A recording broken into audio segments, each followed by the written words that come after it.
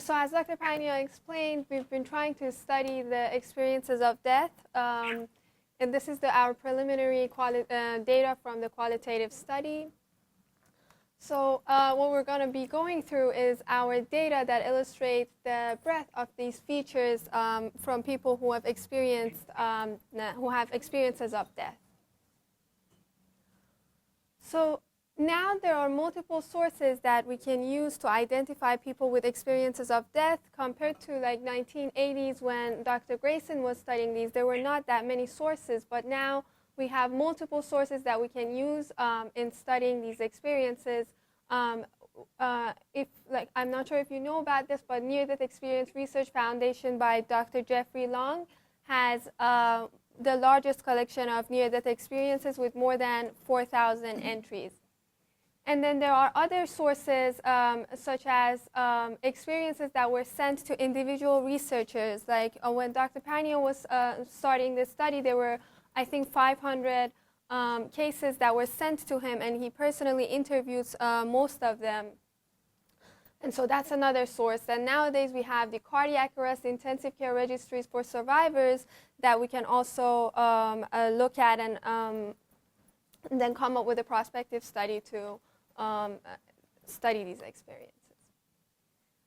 So the method that we've been using for analyzing our data, so I talked about the sources that we use to collect the data, and we go through these cases and highlight them line by line, but at this point of analysis it's where we face some challenges, which I'm going to talk about later. And then we also code them, which means that we just assign labels to key points and ideas. So the challenge, I don't know if you want to explain the challenge. Yeah, no problem. I'll explain. I promised I would help wherever needed. Okay.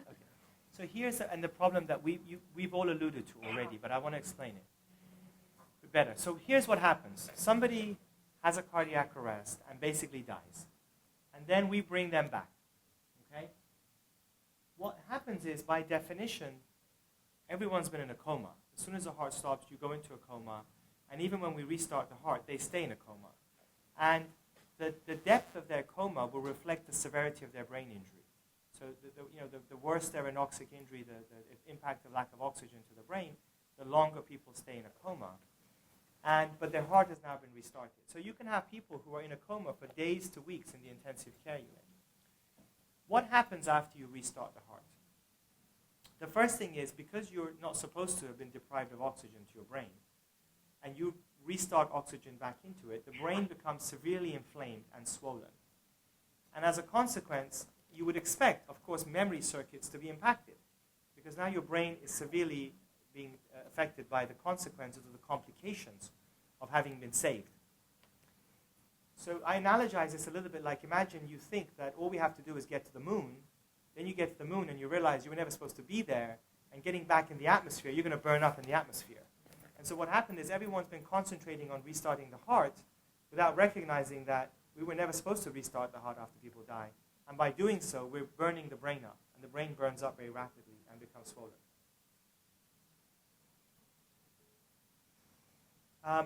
What then happens, of course, is that in order for us to treat patients in the ICU, we give them sedative drugs, because otherwise they're going to pull their breathing tubes out. So we sedate people. And the effect of all those sedative drugs is it wipes out your memory circuits again. And then we leave them for a few weeks. And then eventually Mr. Smith, Mrs. Jones wake up. And we say, okay, tell me about your experience. Now, you can imagine, while they were recovering in the ICU, as they're starting to get better, they're still in a coma, but they're not as deep a coma. And then one day they were going for their breathing tube because they were confused. And as they went for the breathing tube, a bunch of nurses held them down, or a doctor like myself. They don't remember it, but they wake up. But it's still part of it. There were memories being formed, right? Now they wake up and we say, tell us about your memory. So what happens is all those memories that they've had collapse into one. They start blurting out everything that they can remember. So the challenge is recognizing what was a true memory that occurred when they were death or near death. What are the memories that are occurring later? Like, for example, oh yeah, a bunch of evil people were trying to get to me. No, it wasn't. It was a poor nurse who was trying to hold you from killing yourself by mistake, But it's being interpreted that way. And then on top of that, you have the issue, of course. So that's one thing. So you expect there to be a loss of memory. Remember my AWARE study data, where 60% had no memory recall, 40% had some perception of memories, but they couldn't remember in detail. Now you see why that's acceptable. That's what you would expect, right? And then, at best, what you see is that you have fragmented memories. Okay. You have fragmented memories. So if you remember, even when Moody started this as a medical student, he noticed that not everyone has exactly the same thing. And the reason for that is, I think, because different people's memories are being affected differently. And so they're recalling memories. Coma is the lack of the global neurological activity. The brain may have local neurological activity, but coma means that it's not that consciousness. Yeah, so the question here, Lynn, was, does coma mean that there is some brain activity going on, but there's a lack of consciousness present? That was your question, right?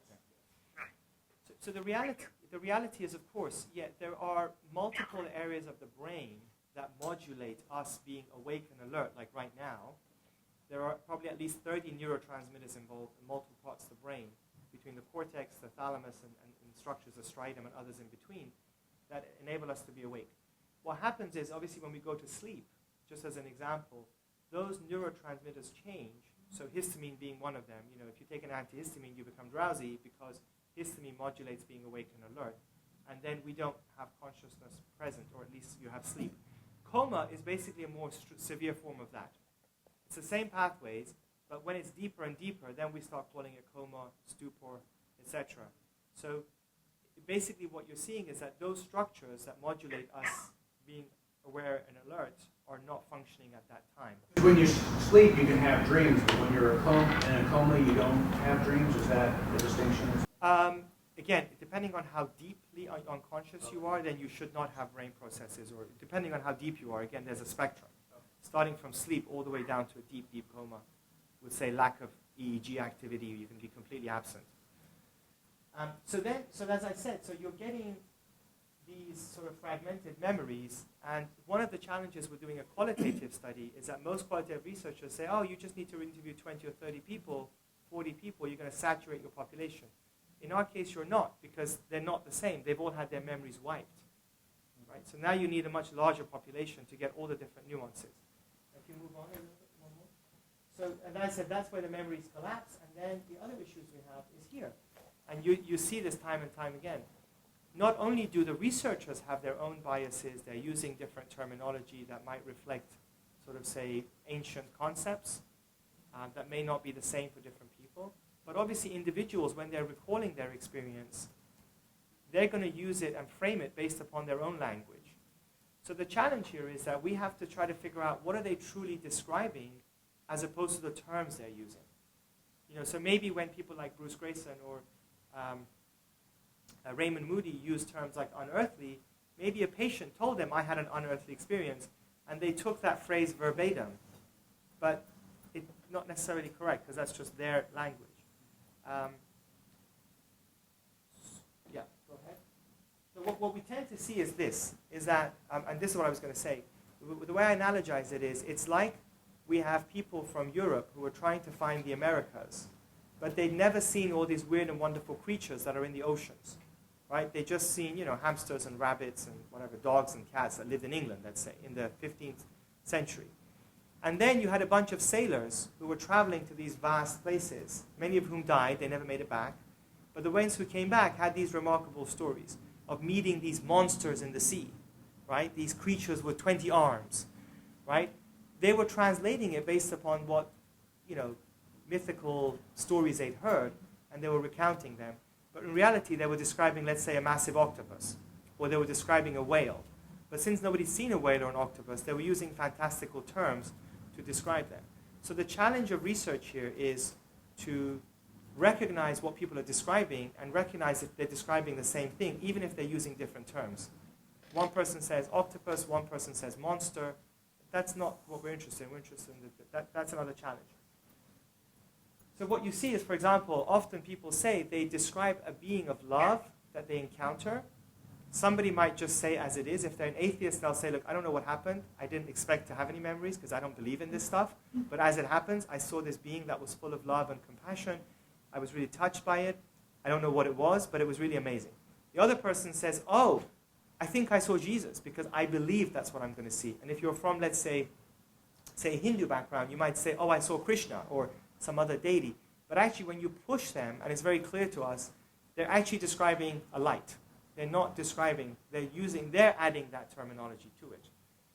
Or I saw God. But actually when you push them, well, actually I saw a light. I thought that must have been God, depending on what they believe. And then the fourth category which we have as a challenge is that I see this often in the media, people are trying to categorize things into what they believe from the past. Like, oh, there have to be distressing near-death experiences that correspond with hell. Okay? No. What happened, the guy was in the ICU. Let's say he's having alcohol withdrawal. Classically, with alcohol withdrawal, you think you see rats and creatures and things crawling all over you. That's probably what it was. Again, they're just labeling it near-death experiences because the scales and the definitions are incorrect. So this is the challenge, is almost like not, what I was mentioning to Jeff earlier, not trying to translate this into the past, and starting, as Dave just said earlier, with a brand new start and moving forward with how we're going to call these things. Does that make sense?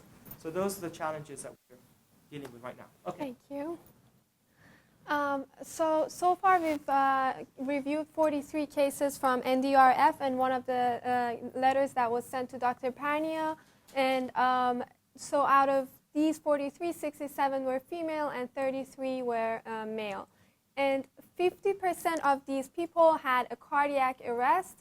48% had some sort of life-threatening events, whether it was drowning, accident, surgery-related complications, and 2% had respiratory arrest. And to your point, I wanted to mention that we didn't include, for the purpose of this study, we didn't include people who had a near-death-like experience, which is they had a mystical experience, but they weren't anywhere near death. They had a dream or a near-death-like experience.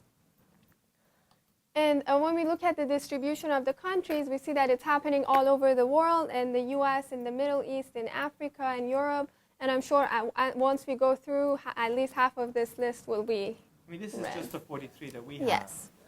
Jeff Long has done an amazing job. He's got this whole repository that people just report them from all over the world. And Right. it's like dying to be studied, so we started to look at them. So I must have missed this, but how did you get the 43? So these are all from the NDRF website by Jeff from, Okay. yeah. So why did you pick he's got more than 43. Yes, so we started going through they have a list of exceptional experiences where they have people who had cardiac arrest, and they have like a list of 100 experiences. So we started it, and we went through 43 so far. Just So the first 43? Yes, the first 43. Okay, you weren't picking 43 that you liked. No, Oh, no, okay. it was the first 43 that had cardiac arrest or Okay. like experiences like that. Thank you. This is definitely, which she got to, this is really an exploratory Right. thing, and it just started. Right. So this is what we've managed to get through. So far. Because Tara has been part-time. Right. As of November 1st, it's going to ramp up now, you're going to see. Hopefully. So, And after reviewing some of these cases, we saw that there's a pattern that is happening in most of these cases. They have a perception of leaving their body, then they go towards a destination. They have a perception of going towards a destination, and they undergo a life review, an educational experience, and then they experience again coming back and returning to their bodies. So our themes are basically explaining each of these, going in depth in each of these experiences and explaining them in depth. Perception of separation from the body. So can I just interrupt you? sure. So I just want to warn you, because it's getting to lunchtime. We have a lot. Like I'm really blown away at how many themes you can identify for each of these. Please guide us, because we haven't even included everything. It's a lot. If you think we're doing too much, just guide us. If you want us to go more quickly to another theme and stuff, right? We can do that, because you have a lot, and we'll see how it goes. But do take us. You're going to take us through the different aspects. Yeah. So did you come up with that scheme just there, the home and the return? Dr. Pania. We together. That's right. Yeah. When we analyze them now, When we saw that, yes. we can see this pattern that's emerging from how From people on. describe. Again, it's like you're taking all these different testimonies, recognizing there are fragments, but by getting as many fragments, but you're starting to build a picture of what happened. You know, like if we were studying, say, the Holocaust survivors, none of us lived through that, but we heard what was happening. But by interviewing people, you start to get a picture of exactly the time frame and the sort of issues of what happened. So how universal is this? Would you say out of 43, all 43 show all 4 stages? Again, the reality is like these are fragments. So what we're recognizing is they're giving us fragments. Nobody will, because of the issues I think with the brain and stuff, it's hard to have somebody remember every aspect of it. And as you'll see, maybe I'll let Tara explain, you'll see people even say that I know I experienced more, but I forgot when I got back. They even realize that. So you'll see this now. Okay, so they have a perception of separating from their body, and they see themselves as separate from the body. And once they're separated, they have a sensation of liberation. They feel free. And I'm going to just read some of the things that they said. I found myself very near the ceiling in the corner of the room. I was so high that I was within inches of the ceiling tiles.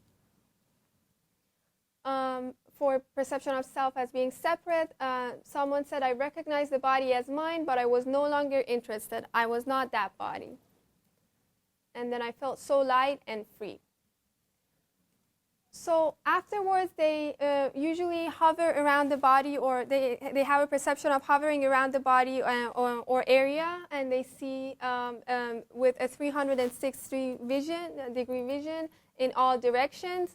And a lot of times they recall information about their own resuscitation or other events that was happening during that time. I hovered over the doctor who conducted the treatment. I had a 360 degree vision and could see all around me. There were people around me frantically working. Mom was crying as she looked on. And we saw that in some cases they explained that after they separated from the body, there was this initial confusion as they didn't know where they were or what was going on. And one person said, I was not scared, I was intrigued. I tried to find an explanation, but I couldn't. I looked around stunned. And in some cases, they explained that they had the realization of having died. Is this death? I contemplated. If it is, why am I very clear-headed? Can I just offer a little bit of commentary again? So you'll see, like, the person is, often I've been misquoted and misrepresented in the media. But what people are saying is, look, I don't know what was going on. I can't explain it to you. I was at the corner. I was watching everything. But see, there's no distress. There's no distress. There's a bit of confusion, and so I'm a bit baffled. Like, why am I here? But there's no distress. It's not that, like, they're like, oh, my God, I'm in pain, or they're just watching as an observer and trying to figure out what on earth is going on. And then they sort of say, oh, I think I've died. I think that's what death is. That's there. And the question I have to ask, which is like, well, if now you go back to what's happening to the heart that stopped, the brain that's not functioning, how is it that there's well-structured, lucid, all these elements, memories are being formed even? Okay. And so here we have the summary of frequencies for this particular theme. And its subcategories, and as you can see, more than 50% of, and this is again for these 43 cases, had separated, experienced a separation from the body. So if there are no questions on this section, I can move on. It's not really a question. I like this is, I think, gets to the point. I like this slide. These are like, aren't so much subjective. Well, there are a little bit, but this is like what happened and how many people. And I think whatever we end up doing, or you end up doing, and constructing or reconstructing some sort of assessment tool, this is really important. It's like nuts and bolts. They left their body. They did this. They did that. But I think the more that we can phrase or construct all this in terms of like identifiable things that happened, rather than I felt that there was another planetary being, I think is really important. So this is just my bias as a scientist, but I was waiting to see something like this. So this is neat. So I'm just, Sorry. I just want to be cautious about premature theorizing. You know, if we ask about our experience of how did we get here from when we left home, we would have a lot of things in common, but we would all have different experiences. And if we try to take all of the experiences in the room and make a theory out of it, then we may bias what we see from that point on.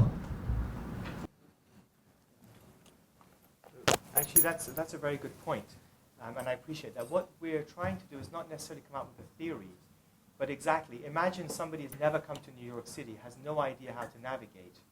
You know, somebody from Mars or somebody from, say, a little village somewhere in Africa. Say in Africa, who's never been into the US, right?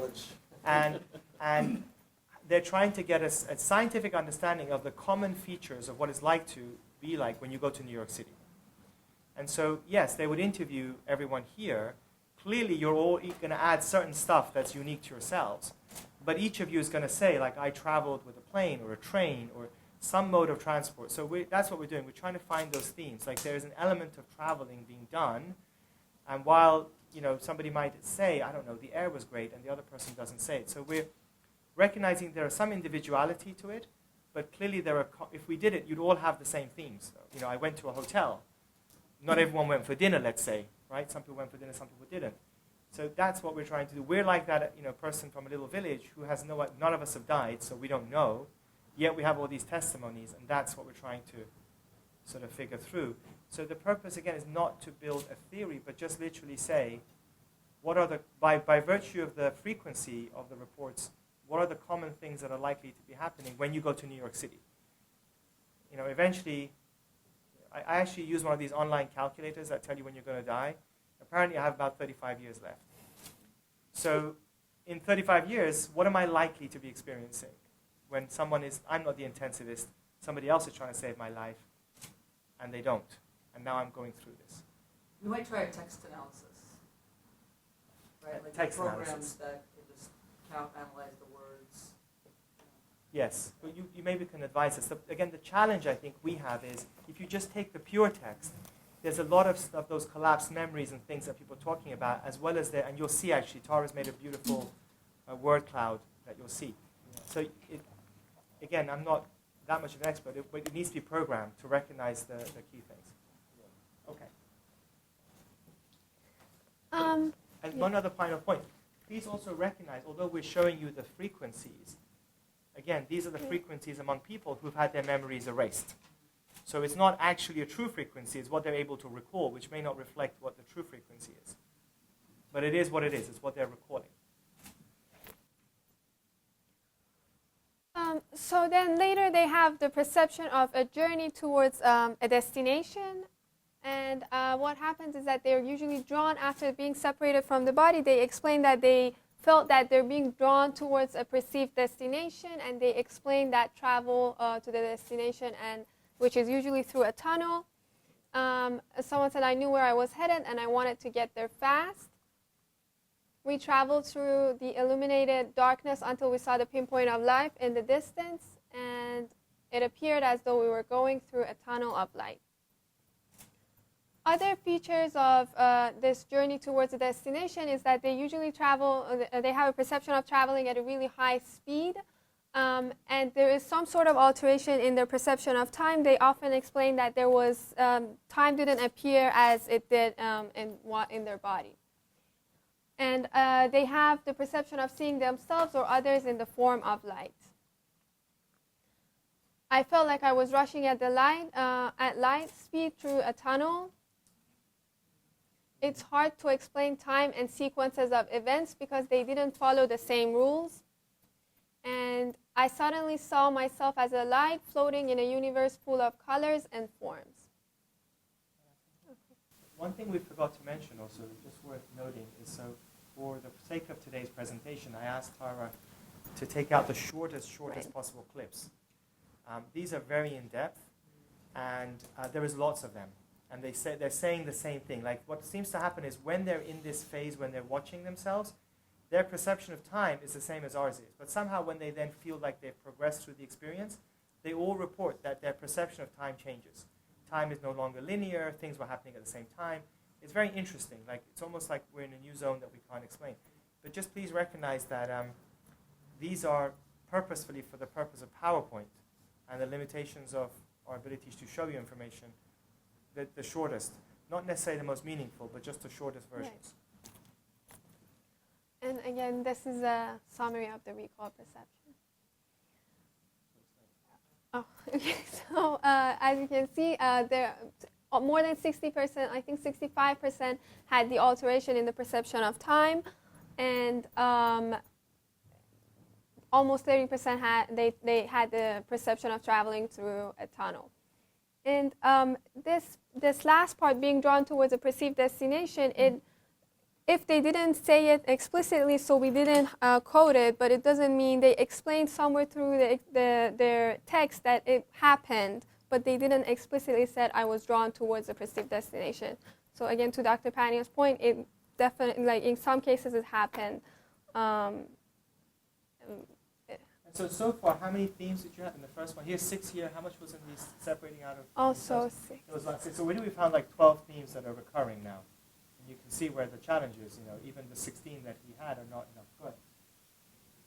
And so I think this one is my favorite section of all because, as we saw in Annalise's talk, life review has been explained, but there's so much more that goes into it that hasn't been discussed previously. And I think what we've done, we took a deeper look, I think, into these experiences and saw that, okay, they usually go through a life review process, and in which there's usually a presence of a character, and a role of a powerful, compassionate being. And they usually have the perception of receiving an education during this time. And so some of the things that they mentioned was, I found there was a being beside me. It was a comforting presence, a reassuring presence, but also a presence of a magnitude and power. Then I began a review of my life, of the key points of my life, but at the same time, I was re-experiencing it from the other people's point of view. And that was a stunner, because you feel their pain. You feel the sting, you feel the hurt. And same thing with judgment. They talk about judgment, but when we looked at it, there are more components that go into the judgment, and they judge their own actions, their own intentions, and their thoughts, which is, I think it gives me the chill every time we read about it. So what I saw was my own lies and my own self-deception to myself, which I had used to convince me that doing certain things was okay because people had deserved it. Then I was now experiencing the emotional impact it had on other people. I felt their pain. I felt the shock on them. I felt like I was a failure as a person, and I wasn't the person I had thought I was.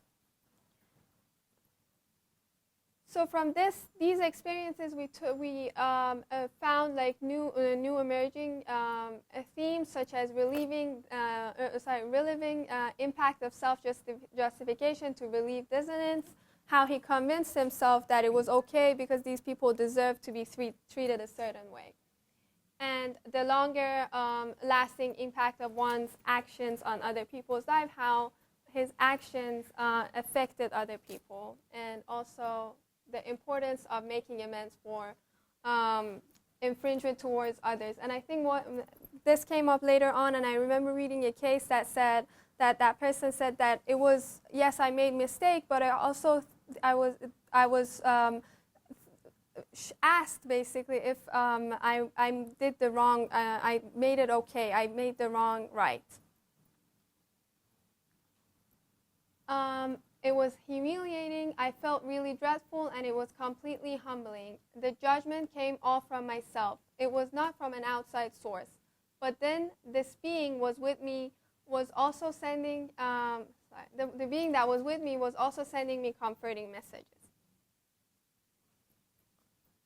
I felt I had a chance now to change things so that the next time I get back to the life review, it wouldn't be the same, or at least they would say he tried.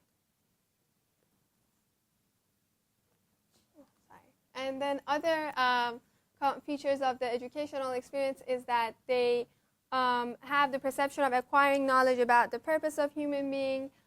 Someone said I had to improve as a human being, and also another feature that has overlap with what has previously been discussed is that they have a perception of knowledge from the future.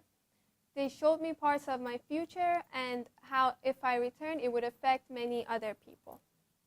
So just to confirm, we're going to get all these slides, right? You can have them. If you request them, yes, we'll get them. Don't worry. Yeah, one thing I would also like to just say to you is, so what we did with this one case, I asked Tara, instead of making everything so short, actually give you a more detailed transcript of what this one individual had experienced. So just to give you a better feel, because I think it's very powerful. But you see that the point here is like we're going back to a discussion about maybe philosophy. And I recognize there have been, we're not the first people who try to save people's lives. We're not the first people to talk about the meaning of life and all these important questions, right? And far wiser, more intelligent people, Socrates, Aristotle, Plato, among others, have talked about these in all different cultures. And I recognize people have said there will be a judgment of your actions.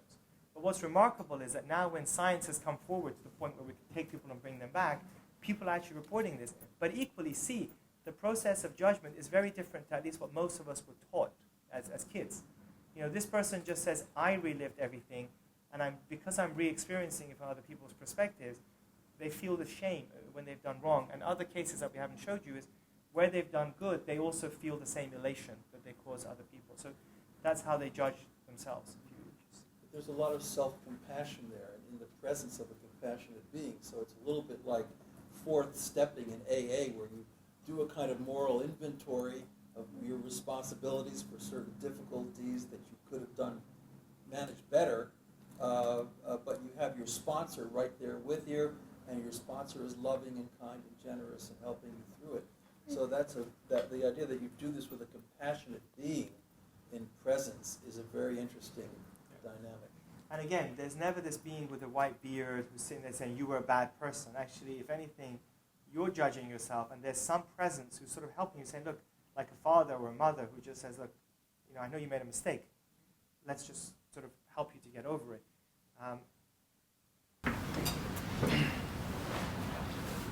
So, other than the step 4 in the 12 steps, what I see in here is John Haidt's moral foundations. So if you think about all of those foundations, you've got justice, you've got care and compassion, you've got freedom, you've got authority, loyalty, and a sacred sense.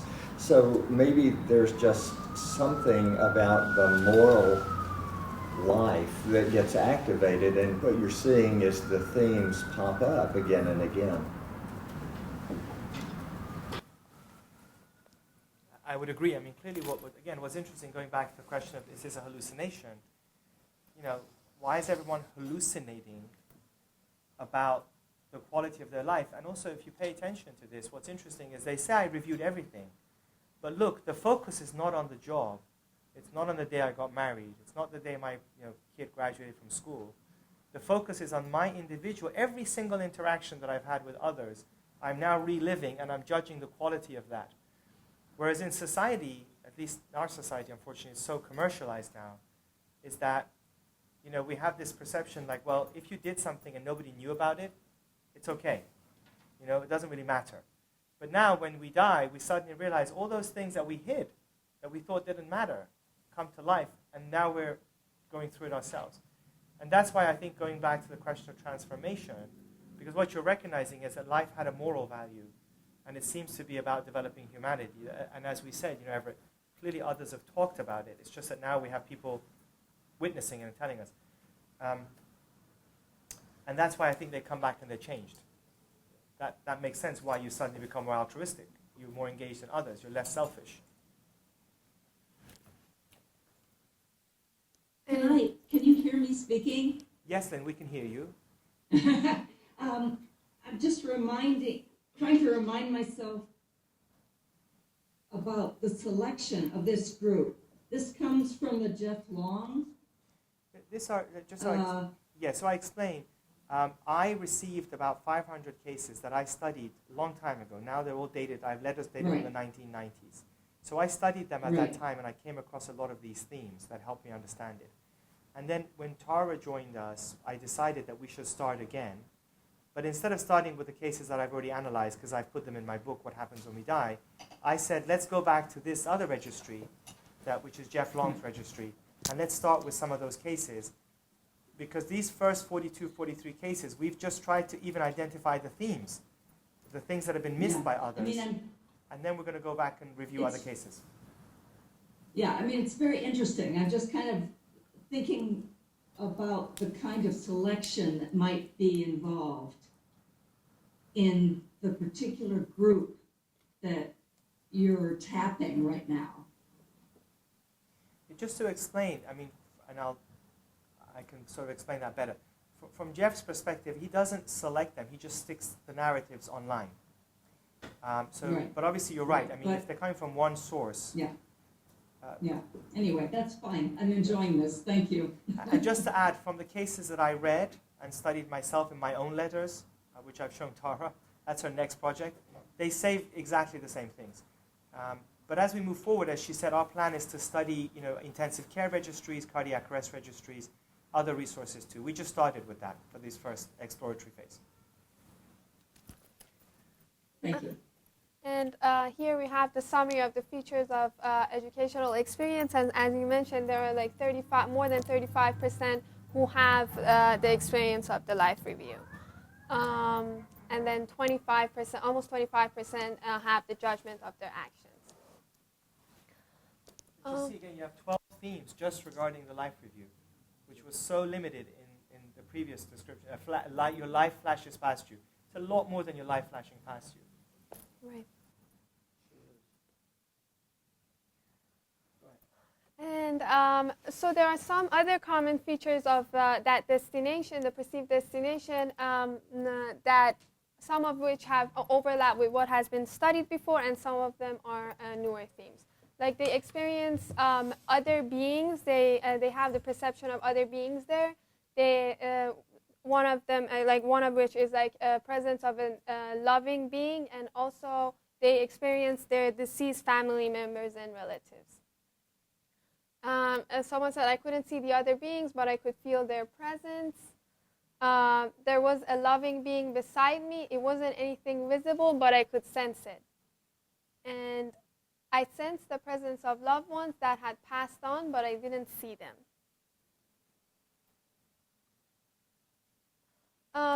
Again, other common features are that they experience these beings in the form of a light, and there is usually there is between those who they experience their presence. There is they explain that there is a hierarchy between those, and we'll see a quote right now.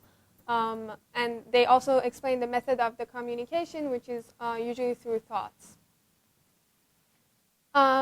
I do remember a being of light standing near me. It was looming over me with like a great tower of strength, yet radiating only warmth and love. I felt the presence of something much bigger than just myself. And everything was communicated to me without any words whatsoever.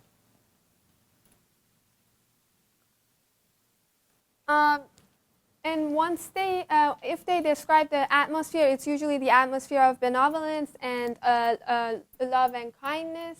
And their understanding of that environment is usually they mention that it was an existence of an environment of a multidimensional environment. And they also, so this is I think the most common theme that we've studied is the experiences of light. Everyone had some sort of experience of light, whether it was the place, the people, or like the beings that they met, and so that.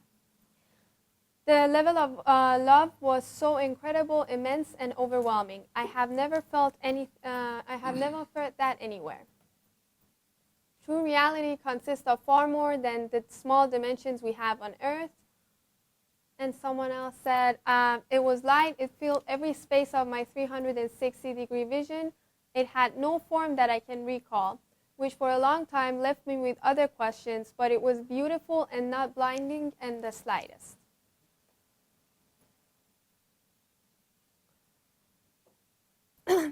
Another common feature is that they experience having more senses that, more than the 5 senses that we know about, and then they often experience their they have a perception of the past lives, and everything is experienced with a greater level of consciousness. Past lives as in plural lives? Sometimes they see, like, I saw my past life or past lives. It could be either. They commonly describe that. Right. They commonly say that I also realized I had past lives, I reviewed them. My senses were heightened in ways that I didn't even know was possible. I had sensitivities that I didn't know existed. I began having visions of my life, not just this one, but every life I had ever lived. And everything was more vivid, more real than real. I heard clearly, I saw clearly, I felt on a much deeper level. And these two basically can go into any of these categories, but like we put them on destination, is that the whole experience feels more real than any major life events, and also oftentimes they can't find words to describe these experiences.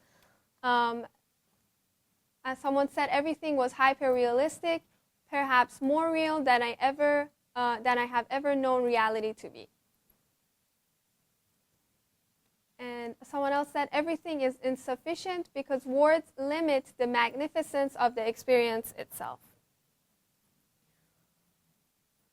So, and here, as I mentioned, more than 90% have the experience of light, and also the communication with others was one of the highest frequencies that we saw. And here we've identified 14 themes just for this category.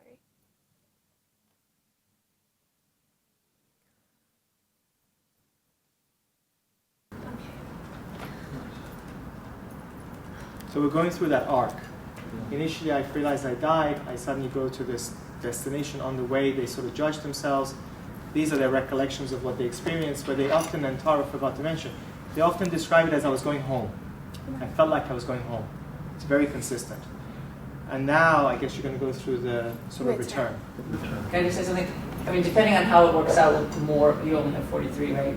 You might consider making experiences of the light as a necessary condition to consider the death experience.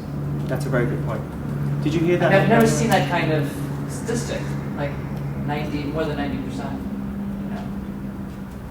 Yeah, And that's true. it's an open-ended narrative, so you're not asking specifically about. Sonia was saying that because we have the one thing that's very, very common is that more than 90% of people, again, but she was saying this is very early, we'll know more once we study more cases. But since that is happening so frequently, it might almost have to be a condition. If we create like a research scale, it might be a condition that we have to put for inclusion as having had a near-death experience. Because she was saying it's remarkable, I've not seen such high statistics. Yeah, although Bill W. saw light in the hospital when he was sobered up, and he never drank again. So seeing the light could be it's not sufficient for a near-death experience. Right, but it's necessary, but not It's necessary, but not sufficient. Yeah. I see This light is Julie. right Hi, now, Lynn. So I think the idea about the light is really important. But I also, just in my little bit of reading, I've read a few accounts that seem to emphasize something more having to do with darkness that also seemed like it had light in it, or a sense of a void, which was sometimes comforting. And then, even though they're confusing to interpret, some of the more negative experiences they're puzzling. We aren't quite sure what's going on, but they don't always talk about it. I would be very concerned about accidentally disqualifying some really important experiences by making it a requirement, even though I agree it's hugely there.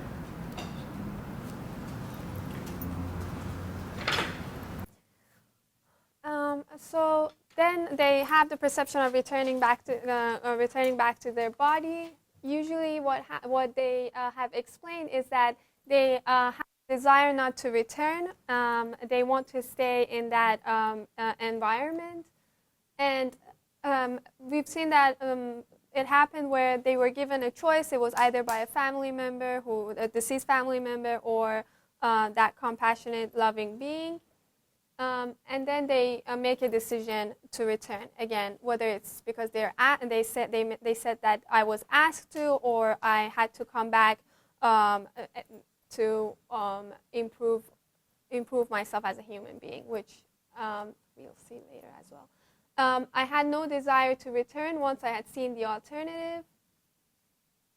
I understood that my aunt was giving me a choice. I began to ask myself what there was to return to. Somehow it was conveyed to me that it was not my time yet, and I had to return.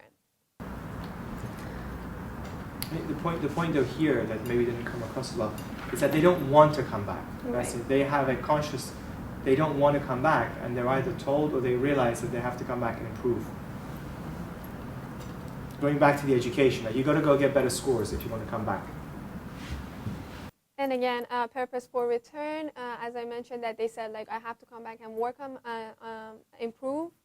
And then they have a perception of returning to the body, which based on what I've seen, is completely opposite of when they have the perception of leaving the body. They experience as cold and dark. It's a cold and dark experience. I guess that was why I wanted to go back. There was so much that I had to do. I had to improve as a human being. I was being sucked back into my body like it was a vacuum. And here we also have the summary of the frequencies for the feature of perception of returning to the body, with 35% of people not wanting to come back.